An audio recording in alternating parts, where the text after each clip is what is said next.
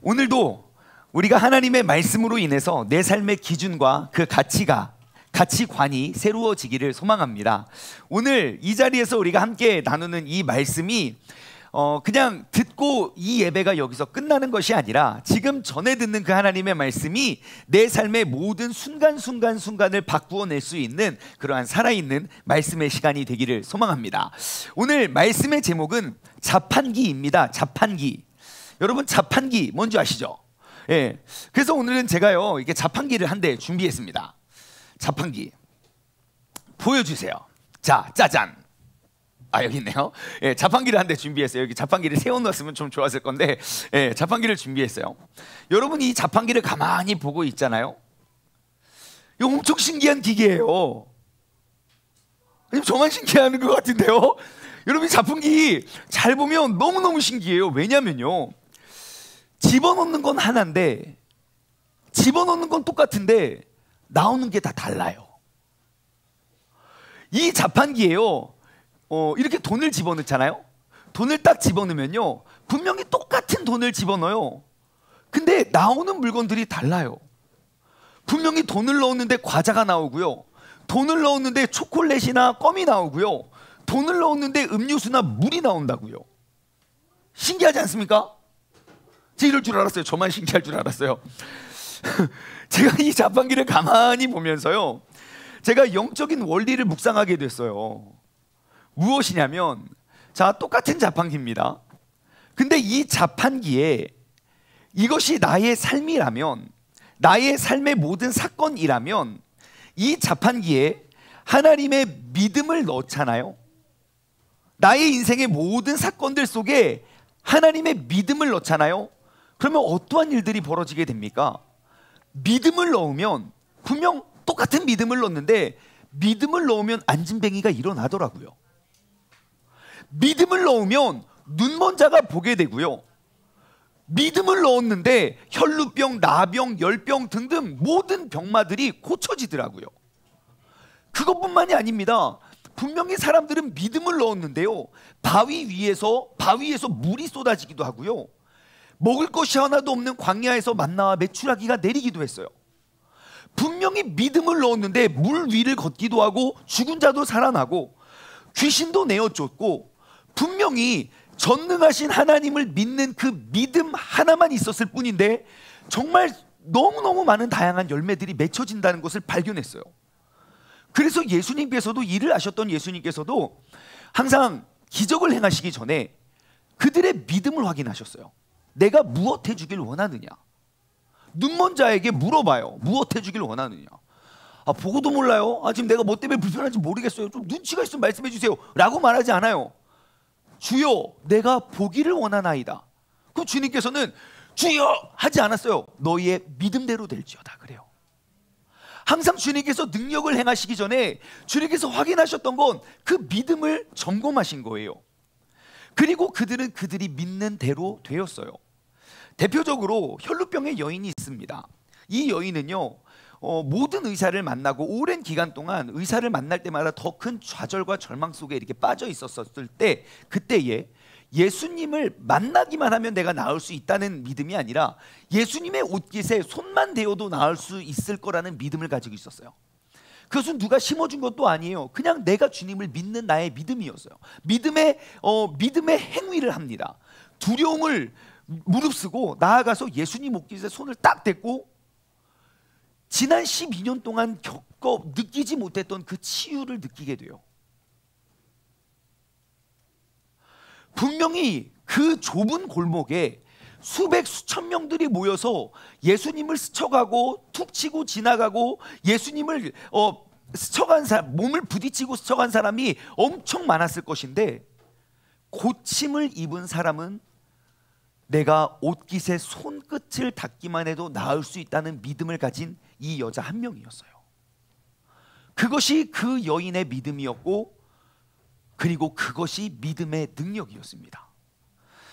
여러분, 지금 우리가 예배 드리고 우리가 모시고 우리가 아버지라고 부르는 그 하나님을 믿는 그 믿음이 지금 제가 소개해드린 성경 안에 있는 그러한 이야기들과 그 믿음과 100% 똑같은 믿음이고 100% 똑같은 능력이 있다는 사실을 알고 계시죠? 아멘입니까? 그렇다면 여러분들은 믿음의 사람으로서 제가 지금까지 소개해드린 그러한 일들이 여러분 삶의 현장 속에서 이러한 열매들이, 믿음의 열매들이 가득하시죠? 왜 이렇게 억지로 아멘하는 것과 같은 느낌은 저만 드는 거 아니죠? 여러분, 왜 아닐까요? 왜 말씀에선 되는데 나의 삶엔 되지 않을까요? 하나님의 능력이 줄어들어서일까요? 인간이 바뀌었을까요? 믿음이 작아졌을까요? 아니요.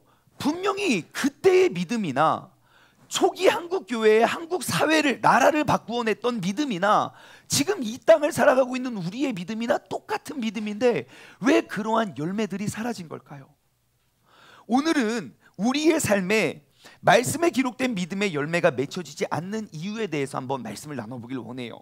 오늘은 예수님과 멀어지게 된 이 45가지 이유 중에 오늘의 주제는 바로 불신입니다.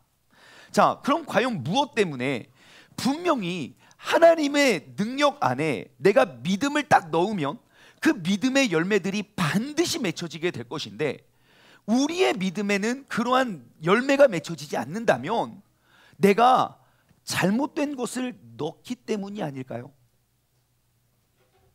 믿음처럼 보여지지만 가짜인 믿음이거나 믿음이라고 이야기는 하지만 진짜가 아닌 믿음, 돈이랑 비슷하게 생긴 걸 넣지만 기계가 읽지를 못하는 거예요. 위조지폐라면.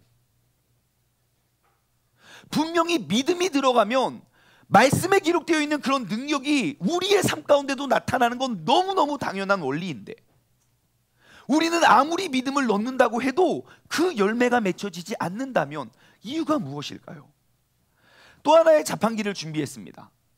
이 자판기에다가 이번에는 믿음이 아닌 걸 넣어볼게요. 믿음의 반대, 불신을 한번 넣어보겠습니다. 자, 불신을 저 자판기에 넣었어요. 내가 하나님을 믿는 그 믿음이 아니라 하나님을 믿는 믿음에 이제 불신이 딱 들어오잖아요. 그러면 바로 불순종이 나옵니다. 아담과 하와 잘 아시죠? 하나님께서 아담에게 명령하셨어요. 근데 마귀가 나타나서 하나님의 말씀에 불신을 넣었어요. 야, 너 그거 먹으면 네가 하나님처럼 될 거야. 그래서 먹지 말라고 한 거야. 그리고 났더니 하나님의 말씀에 불순종을 하게 돼요.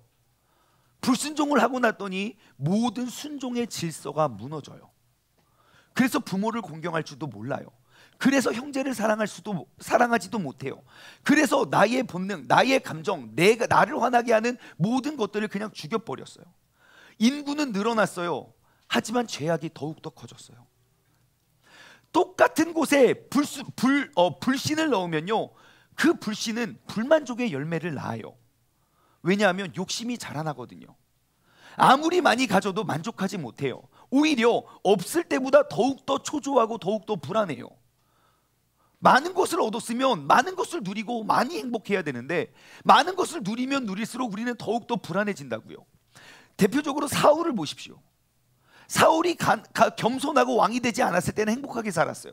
모든 사람들에게 박수를 받고 인정받고 존경받는 사람이었어요.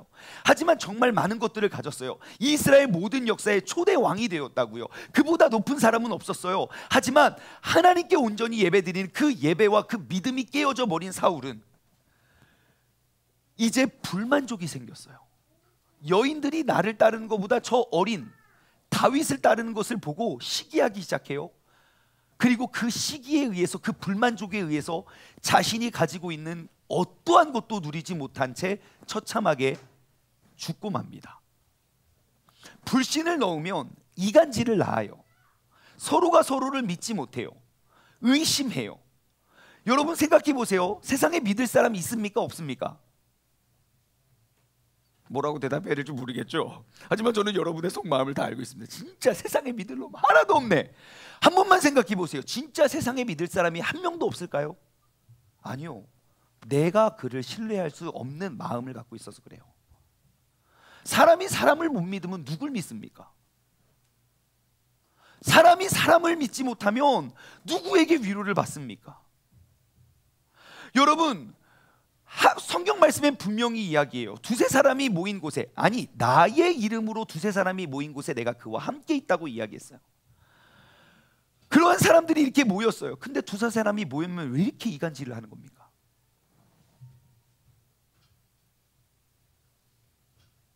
어느 교회든.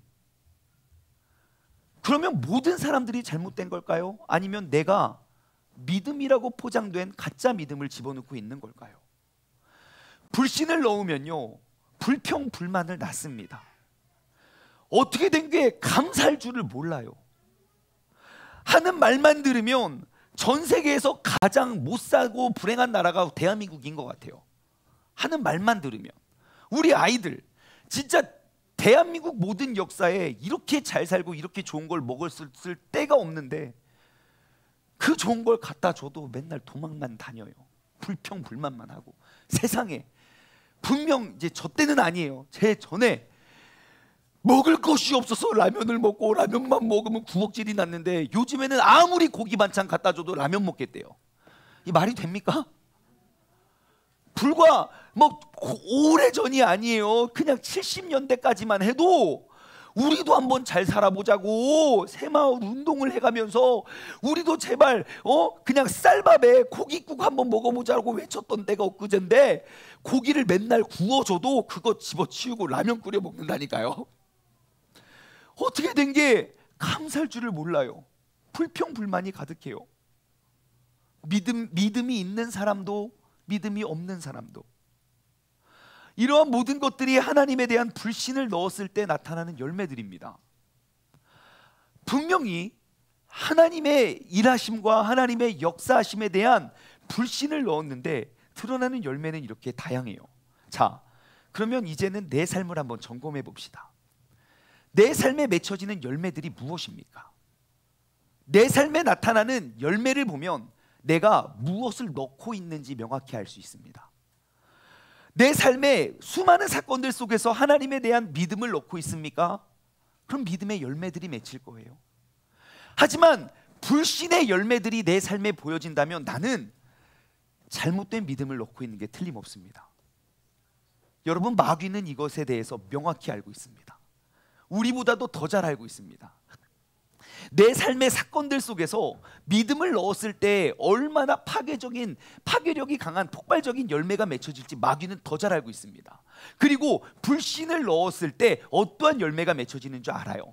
그래서 마귀가 하는 것은 뭔지 아십니까? 끊임없이 불신을 넣게 만들어요. 끊임없이 고장나거나 깨진 믿음을 넣게 만들어요. 하나님을 향한 나의 온전한 믿음을 깨뜨리기 위해서 사람들을 이용해요. 많은 이간질로, 많은 불평불만으로. 또한 하나님을 향한 온전한 믿음을 깨뜨리기 위해서 인간적인 생각이나 또 미디어나 그리고 사람들의 경험을 이용하기도 합니다. 수단과 방법을 가리지 않고 그 온전한 믿음을 깨뜨리는 것에 집중합니다. 나의 모든 부정적인 불신의 생각들을 끄집어내서 믿음의 열매를 파괴시켜요.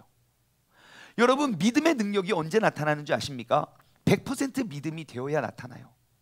100% 믿음은요, 말씀대로라면 정말 겨자씨 한 알만한 믿음이 있어도 산을 옮겨 바다에 던질 수 있다고 이야기해요.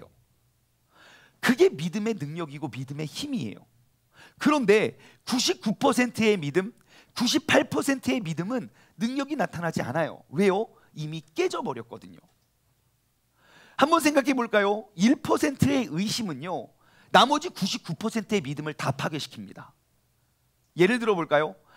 이 성경 말씀은 여러분 100% 사실입니다. 근데 누가 그래요?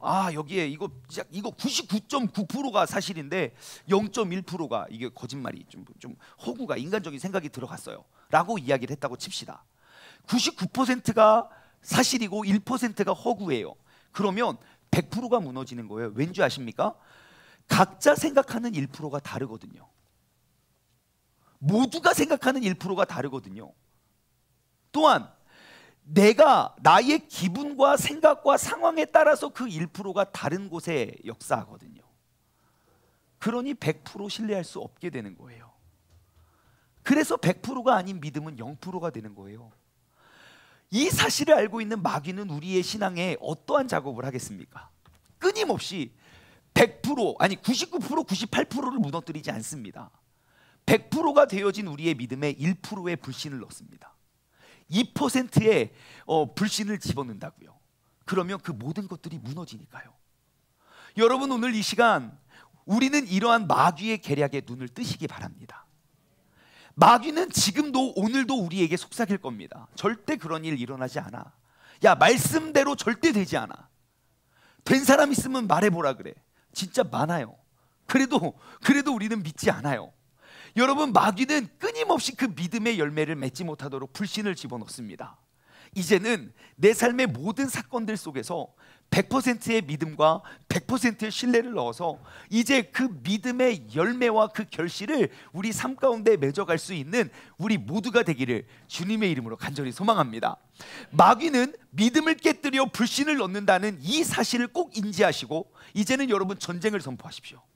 내 안에 불신이 들어오는 걸 그냥 용납하고 허용하고 원래 그런 거야 라고 인간적인 생각으로 말씀을 보지 마시고 하나님의 관점으로 나의 삶을 돌아볼 수 있는 우리 모두가 되길 소망합니다. 오늘 본문 말씀은요, 출애굽 사건 속에서 이제 출애굽한 지 얼마 되지 않아 이제 가나안 땅을 이제 향해 나아가요. 그들의 목적지는 가나안 땅, 약속의 땅이에요. 근데 한 번도 가본 적이 없거든요. 근데 그 땅이 진짜 있는지 없는지 한번 확인하려고 정탐꾼을 보냅니다. 그래서 출애굽한 12개의 지파에 그 지파, 각 지파를 대표하는 한 사람, 가장 똑똑하고 가장 영향력 있는 그 한 사람을 뽑아서 12명을 뽑아서 보냅니다. 그래서 12명이 40일간 정탐을 쭉 하고 이제 돌아와서 정탐 보고를 하는 게 오늘 본문 말씀은 14장이고 민수기 13장에 그 내용이 쭉 기록되어 있습니다. 그래서 그들이 12명이 정탐을 하고 딱 돌아와서 보고를 하는데 그 중에 10명은 이렇게 이야기를 해요. 야, 과연 그 땅은 젖과 꿀이 흐르는 땅인데 우리는 절대로, 진짜 젖과 꿀이 흐르긴 흐르는데 우리는 절대로 그 땅을 차지할 수 없습니다. 왜냐하면 거기는 그 아낙 자손들, 그 거인들이 거기에 막 가득하거든요 라고 보고를 해요. 그리고 2명, 여호수아와 갈렙, 그 둘만이 이렇게 이야기합니다. 거기 진짜 젖과 꿀이 흐르는 땅이고 하나님께서는 우리의 발걸음을 지금 인도하고 계십니다. 가서 점령합시다 라고 이야기를 해요. 그리고 그 보고를 들은 백성들의 반응이 바로 오늘 본문 말씀입니다. 자, 오늘 본문 말씀 이 사건 속에서 하나님, 똑같은 시간, 똑같은 사건, 똑같은 시대의 사람들이에요.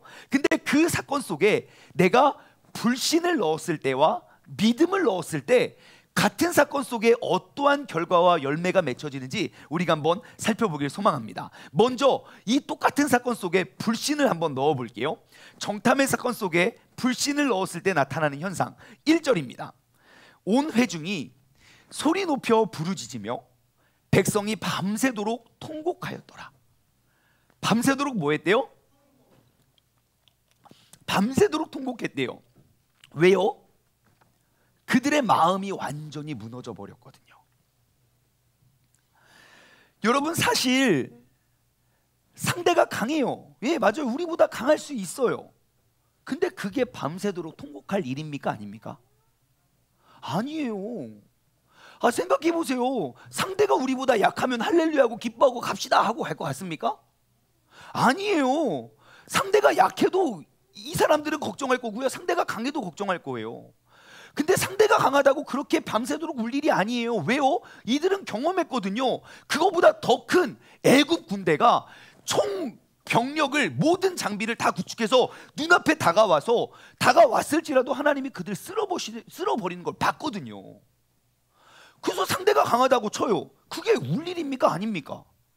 울 일이 아니에요. 근데 그들은 밤새도록 소리를 높여서 통곡하면서 아이고 하면서 뒷이야기 안 봐도 아시죠? 막 우리가 그냥 거기서 죽을 거야 하면서 그냥 계속 우는 거예요. 여러분, 이들이 왜 울었습니까? 이들에게 있어서 중요한 건 어떠한 상대가 강합니다, 약합니다의 그 말이 중요한 게 아니에요. 중요한 건 이들의 무너진 마음이에요.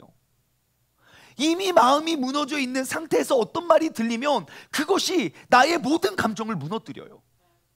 내가 마음이 엄청 건강하잖아요. 내가 사랑을 엄청 많이 받잖아요. 누가 나 상처 줘도 그냥 쳐냅니다. 왜요? 나 이미 사랑이 더 크니까. 근데 내가 사랑에 갈급한데 누가 나한테 한 소리 하잖아요. 그럼 내가 완전히 무너집니다.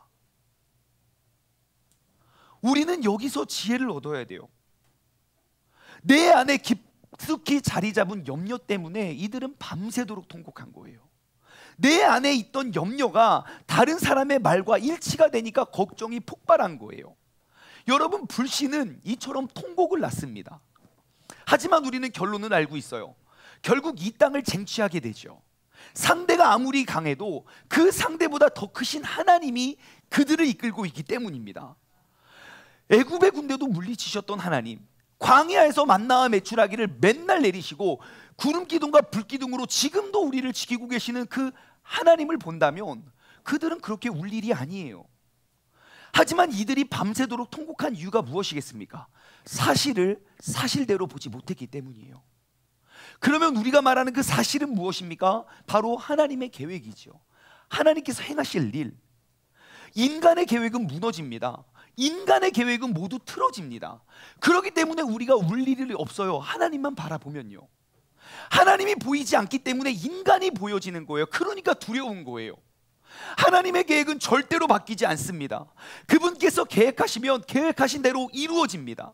그래서 그분의 계획을 믿는다면 우리는 감정에 의한 통곡이 멈춰질 것입니다. 왜냐? 지금도 그 하나님은 그 귀한 일들을 이루어 가고 계시기 때문입니다. 여러분 꼭 기억하십시오. 통곡의 사건은 절대로 나를 죽이지 못합니다. 통곡의 마음이 나를 죽입니다. 한 번 더요. 통곡의 사건이 나를 절대로 죽이지 못합니다. 통곡의 마음이 나를 죽이는 겁니다. 시작. 통곡의 사건은 절대로 나를 죽이지 못합니다. 통곡의 마음이 나를 죽입니다. 여러분, 절망적인 사건을 만날 수 있어요. 하지만 그렇다고 내가 통곡하고 마음이 무너질 이유는 전혀 없습니다. 나의 마음을 지켜 불신이 아닌 믿음을 넣으시기 바랍니다. 똑같은 사건에 이번엔 믿음을 집어넣어 볼게요. 5절입니다. 모세와 아론이 이스라엘 자손의 온 회중 앞에서 뭐합니까? 엎드린지라.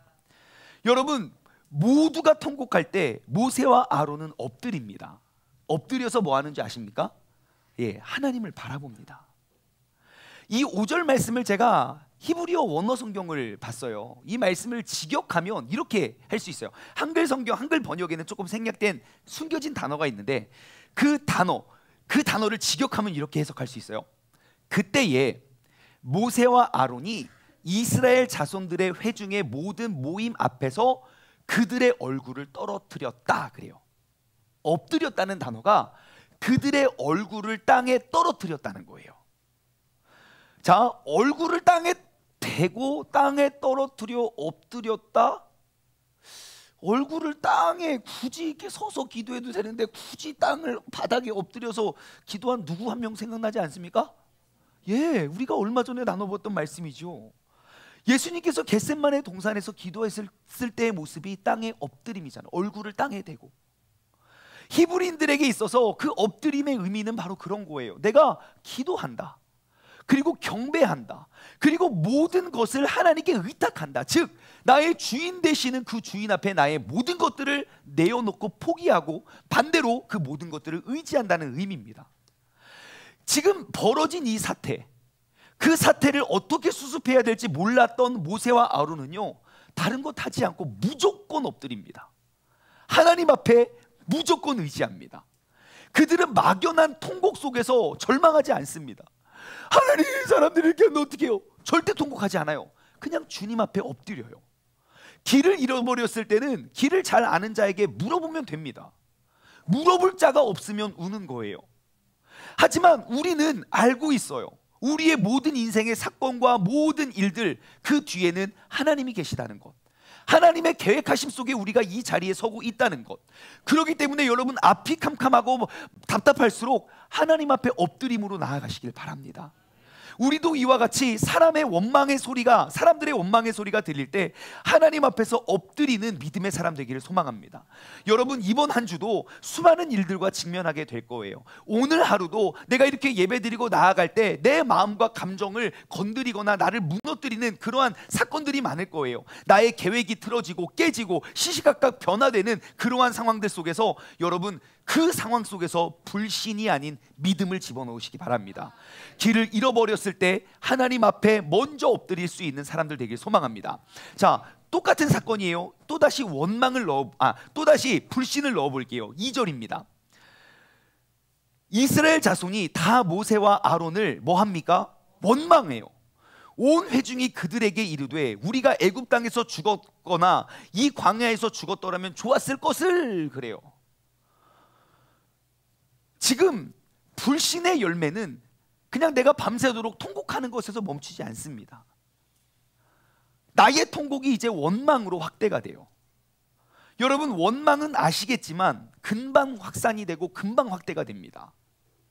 내 마음의 불평, 불만, 그런 불신은요, 나의 입을 통해서 전달이 돼요.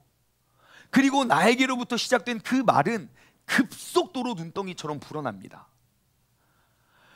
보세요. 지금 가나안 땅을 정탐하고 가나안 땅을 직접 보고 온 사람은 몇 명입니까? 그 200만 명, 300만 명 중에 10명, 12명이라고요. 근데 그 중에 10명만이 원망을 했고 2명은 쟁취하자고 했어요. 그런데 보십시오. 단 10명의 원망이 한순간 모든 백성에게 순식간에 퍼집니다. 그게 마귀의 전략이에요. 내가 소문에 의해서 흔들릴 필요가 전혀 없어요. 내가 진짜 확인하기 전까지 여러분 흔들리지 마세요. 요즘에 카톡이나 유튜브에 얼마나 많은 거짓 뉴스가 많습니까? 거기에 내 감정이 흔들릴 이유가 전혀 없습니다. 하나님이 계시는데 내가 왜 무엇을 보고 무엇을 두려워하십니까? 하나님께서 내게 맡겨주신 그 사명과 오늘 한 그루의 나무를 심으면 돼요. 인류의 종말을 걱정하지 말고요. 우리가 진짜 싸우고 나아가야 할 일들을 바라보면 여러분, 우리는 수많은 두려움 속에서 자유로워질 수 있습니다. 죄는 금세 퍼집니다. 절대 일어나지 않을 일들에 대해서 통곡하고 원망하게 만듭니다. 근래에 우리가 근심 걱정 대부분의 다 절대로 내 생에는 이루어지지 않을 일들이라니까요. 여러분, 이들의 원망의 내용이 무엇인지 아십니까? 3절과 4절입니다. 어찌하여 여호와가 우리를 그 땅으로 인도하여 칼에 쓰러지게 하려는가? 우리가 처자가 사로잡히리니 애굽으로 돌아가는 것이 낫지 않느냐? 이에 서로 말하되 우리가 한 지휘관을 세우고 애굽으로 돌아가자. 그래요. 우리가 앞으로 가면 죽으니까 뒤로 돌아가자. 그래요. 여러분, 이들은요 이미 죽었어요. 마음이 죽었어요. 더 이상 희망이 없는 거예요. 앞으로 나아갈 수가 없어요. 그러니까 이들이 하는 말이 한 지휘관을 세워서 우리를 되돌아갈 수 있는 길로 이끌어줄 그 지휘관을 세워서 돌아가자, 이것인 거예요. 그런데 여러분, 한번 우리가 현실을 직시해 보자고요. 이들이 원하는 지휘관, 즉 하나님의 계획을 떠나서 이들이 원하는 지휘관을 세워서 돌아갔다고 칩시다. 어떠한 일이 벌어질까요? 여러분, 이들은 하나님의 보호하심 없이는 단 하루도 살 수 없습니다. 잘 보세요. 하나님에 대한 믿음과 신뢰가 깨졌어요. 불신으로 모여서 돌아가자. 출발이, 그 계획이 불신으로부터 출발하면 불신으로 출발했던 그들의 여정이 믿음으로 하나 되어서 애굽까지 돌아갔겠습니까? 당연히 그럴 리 없죠. 하나의 불신은 100개, 1000개, 10,000개, 10만 개, 100만 개의 불신으로 커질 거기 때문이에요. 또한 그들에게 있었던 의견 충돌을 누가 잡아줍니까? 누구를 의지하겠습니까? 아마 한 걸음도 움직이지 못하고 제자리에서 그들이 만든 그 신만, 우상만 부르짖고 있지 않을까요? 목마를 땐 누가 물을 줍니까? 배고플 때 누가 만나를 내려줍니까? 하나님의 보호하심 없이는 단 하루도 견디지 못하고 죽을 수밖에 없는 이 사람들은요, 지금 현실을 직시하지 못해요. 앞으로 나가면 죽을 거라고 생각해요. 뒤로 돌아가야 살 수 있다고 착각하고 있어요. 여러분, 이것이 불신의 열매입니다. 불신은요, 앞으로 나아가게 만들지 못해요. 계속 우리를 뒤로 돌아가게 만들어요. 불신이 가득한 사람은요, 우리가 뭐 관계나 또 우리의 삶의 그런 모든 것들이 앞을 향해 우리가 성장하기가 참 어려워요. 끊임없이 제자리 걸음하거나 뒤로 돌아갑니다. 정말 안타까운 건 무엇입니까? 진짜 안타까운 건 지금 이스라엘 백성들이 이렇게 원망과 불평, 불만을 하지만 지금 이들은 계속해서 앞으로 나아가고 있다는 사실이에요. 진짜 안타까운 건 뭡니까? 본인들이 앞으로 나아가고 있다는 사실을 모른다는 거예요. 내가 출애굽했을 때는 어디 있었고 지금은 내가 어디 왔고 앞으로 어떻게 가고 있다는 것을 그거를 안다면 그래도 이만큼 내가 왔으니 앞으로 이렇게 갈 수 있다는 걸 보게 될 건데 이들은 인식하지 못해요. 왜요? 내 안에 지금 이 하나님의 그 놀라운 출애굽 사건 속에 내가 불신을 계속 넣고 있거든요. 불신은요 끊임없이 우리를 제자리 걸음하게 만듭니다. 우리의 눈속임을 해요. 시선을 빼앗고 원망과 불평을 끊임없게 만듭니다. 그럼 다시 한번 우리의 믿음을 점검해 볼까요? 여러분, 나의 믿음이 혹시 자라지 않고 멈추어서 있다면 여러분 나의 시선을 한번 점검해 보았으면 좋겠어요. 잘 보세요. 여러분 지금 나의 믿음의 수준이 어디고 내가 앞으로 성장하게 될 내 믿음의 성장의 모습, 여러분 계속해서 내 믿음은 앞을 향해 나아가고 있습니까? 아니면 무엇도 바라보지 않고 그냥 살아가고 있습니까? 한번 생각해 보세요. 나의 믿음이 지금 이 상황 속에 이 어려움을 당했을 때 나는 이렇게 대처를 해요. 하지만 한 번만 생각해 보세요. 내 믿음이 조금 더 자라난다면 똑같은 어려움이 왔을 때 어떻게 대처할까? 내 믿음의 성장의 모습을 한번 머릿속으로 그려보십시오. 만약에 내 믿음의 성장의 모습이 머릿속에 떠오른다면 여러분의 신앙은 그 그리로 나아갈 거예요.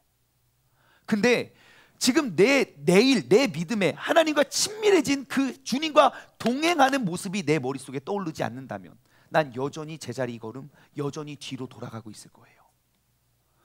여러분 내 삶의 모든 불신을 믿음으로 바꿔서 주님과 동행하는 그 순간을 상세하게 떠올려 보십시오.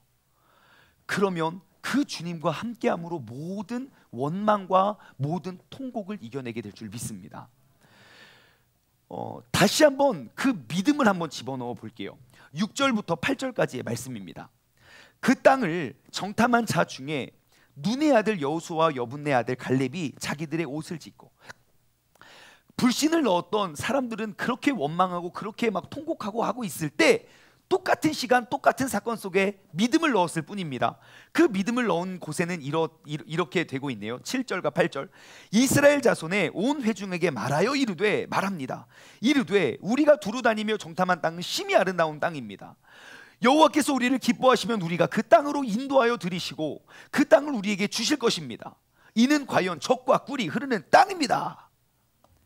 모두가 원망하고 있을 때 그들은 믿음의 선포를 합니다. 긍정의 말을 합니다.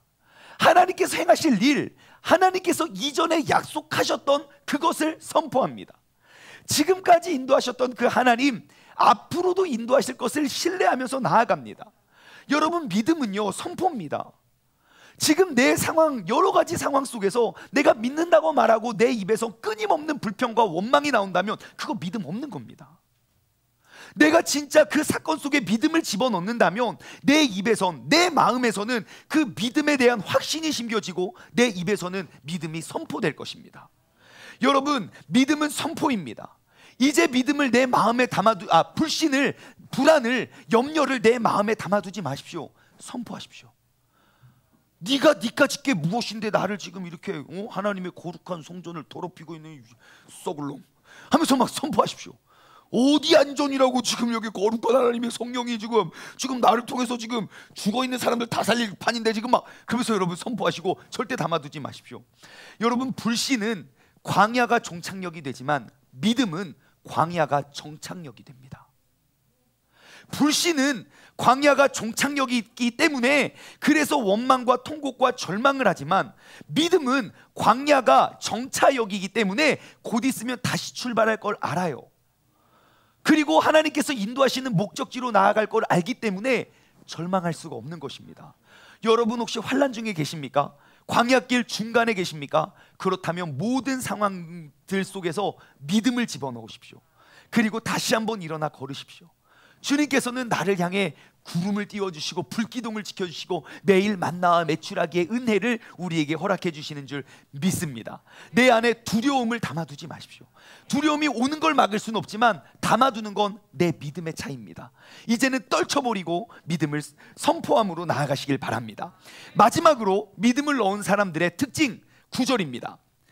마지막이니까 함께 읽어볼까요? 시작. 다만 여호와를 거역하지는 말라. 또 그 땅 백성들을 두려워하지 말라. 그들은 우리의 먹이라. 그들의 보호자는 그들에게서 떠났고 여호와는 우리와 함께 하시느니라. 그들을 두려워하지 말라. 자, 여기에 두 번이나 반복되는 단어가 뭡니까? 그들을 두려워하지 말라는 거예요. 여러분, 하나님을 두려워하는 사람은 환경을 두려워하지 않습니다. 내가 환경이 두렵고 슬픈 이유가 무엇입니까? 문제가 커서가 아닙니다. 문제보다 더 크신 하나님이 보이지 않기 때문입니다. 여러분, 믿음은 모든 상황 속에서 하나님을 바라보는 것입니다. 내 인생의 그 통곡의 사건 속에서 내가 불신을 집어넣는 것이 아니라 믿음을 집어넣어 하나님을 바라보시기를 소망합니다. 말씀을 맺겠습니다. 우리는 삶의 모든 상황 속에서 이제는 믿음을 넣어서 믿음의 열매를 맺길 소망합니다. 똑같은 시간, 똑같은 시대, 똑같은 상황 속에서 내가 불신을 넣으면 그 열매가 원망과 통곡과 좌절과 되돌아감이지만, 똑같은 상황 속에서 내가 믿음을 넣으면 엎드림과 우리가 담대함과 두려워하지 않음과 믿음의 선포가 나의 삶 가운데 열매로 맺혀지게 될 겁니다. 여러분, 분명히 똑같은 상황, 똑같은 시대를 살아가고 있는 사람이지만 이전과는 완전히 다른 열매가 맺혀지게 될 것입니다.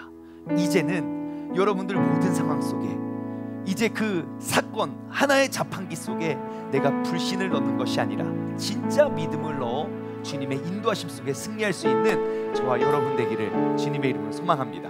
적용 질문을 드립니다. 첫 번째, 여러분 최근에 혹시 나를 통곡하게 만들었던 사건이 무엇인지 돌아보았으면 좋겠어요. 생각만 하면 눈물이 나, 생각만 하면 막 밤새 잠을 이룰 수 없는 그런 근심의 것들. 여러분, 그리고 꼭 기억하십시오. 통곡하는 사건은 절대 나를 죽이지 못합니다. 통곡하는 내 마음이 나를 죽이는 겁니다. 여러분 생각해 보세요. 분명 1년 전, 2년 전, 10년 전, 15년 전에도 통곡하는 사건이 있었을 거예요. 그게 여러분을 죽였습니까? 아니요, 절대 못 죽여요. 하지만 내 마음, 통곡하는 마음은 나를 끊임없이 끌어내릴 거예요. 여러분, 이제는 불신을 넣지 말고 믿음을 넣으십시오. 그리고 통곡하게 만드는 그 사건이 무엇인지를 보고 믿음의 선포를 하시기 바랍니다. 두 번째, 답을 드려요. 여러분, 통곡의 사건 속에서 밤새 울지 말고 하나님 앞에 엎드리십시오. 내가 두려워하고 슬퍼하는 이유는 문제가 커서가 아니라 그 문제보다 더 크신 하나님이 보여지지 않기 때문입니다. 모든 사람들은 원망하고 통곡하고 있을 때 엎드려서 간절히 주님을 바라보시기 바랍니다. 들리는 소리에 동요되어서 똑같이 원망하는 사람, 여러분 믿음 없는 사람입니다. 들리는 소리가 있더라도 하나님 앞에 더욱더 엎드리는 자들 되길 소망해요. 제가 2주 전에 말씀을 나눴던 것 같아요. 근심과 걱정은 무엇입니까? 기도 자리로 나오는 알림이라고요. 알람. 내 안에 근심과 걱정이 찾아오면요, 아, 기도하러 갈 때구나, 지금 기도하라고 하나님이 나에게 이걸 주시구나, 떨쳐버리세요. 진짜 엎드려서 기도해보세요. 하나님께서 우리에게 담대함, 우리의 마음과 생각을 지켜주시는 줄 믿습니다. 마지막으로 세 번째, 성공한 믿음의 모습을 한번 그려보십시오. 이번 한 주 동안 여러분 셀 모임을 통해서, 그리고 여러분 각자의 삶을 통해서 내 믿음이 성장한 다음에 이 어려움이 다가오면 내가 어떻게 대처했을까? 내가 이번 한 주 동안 내가 주님과 더욱더 친밀해지고 더욱더 가까워진다면, 내가 주님과 딱 붙어 있다면 지금 이 문제와 역경이 나에게 진짜 문제가 될까? 내가 믿음이 성장한 다음에는 어떻게 대처할까? 내 믿음의 성장한 모습이 명확히 보여지면 여러분, 우리는 그리로 성장할 겁니다. 성장한 믿음의 모습이 보여지지 않는다면 우리는 여전히 제자리 걸음할 수 있을 거예요. 이제는 그 성장한 나의 믿음의 모습을 바라보며 주님께 나아가길 소망합니다. 오늘 말씀을 맺으며 우리가 이 찬양 고백하길 원해요. 괴로울 때 주님의 얼굴을 바라보라. 평화의 주님을 바라보라. 세상에서 시달린 친구들아, 그 위로의 주님을 바라봐라. 이제는 눈을 들어 주님을 보라. 내 모든 염려를 주님께 내어 맡겨라. 슬플 때에 주님의 얼굴을 보라. 사랑의 주님이 안식을 주시리라. 우리가 이 찬양을 고백하며 이 시간 내가 주님을 바라볼 수 있는 우리 모두가 되길 소망합니다.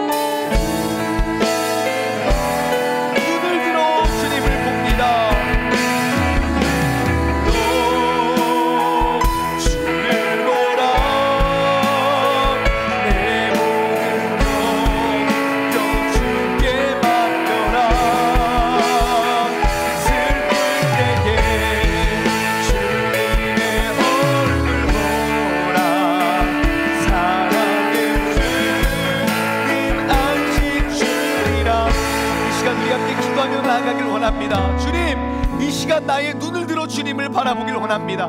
지금도 내가 눈만 감으며 통곡하고 울 수밖에 없는 수많은 어려움 속에 나는 살아가고 있지만, 내가 믿음의 사람이라면, 내가 그 사건 속에 불신을 집어넣는 것이 아니라 믿음을 집어넣는다면, 아버지 하나님, 모든 환경보다 더 크신, 모든 시험과 문제보다 더 크신 하나님께서 나를 지키심을 내가 바라보게 될 것입니다. 이 시간 내가 눈을 들어 주님을 바라보기를 믿음으로 선포하며 나아가길 소망합니다. 주님의 이름 부르시고 기도하겠습니다. 주여, 하나님 아버지 감사합니다. 아버지 하나님, 이제는 내가 눈을 들어 주님을 바라보기 원합니다. 내가 주님을 바라보지 않은 채 이 사건 속에서 내가 분명히 믿음을 집어넣으면 그 풍성한 믿음의 열매가 맺혀지게 될 것인데, 나는 이 사건 속에 믿음과 비슷하고 믿음인 것처럼 보여지는 것들을 집어넣은 채 아버지 하나님, 나를 그 믿음을 잃어가고 있는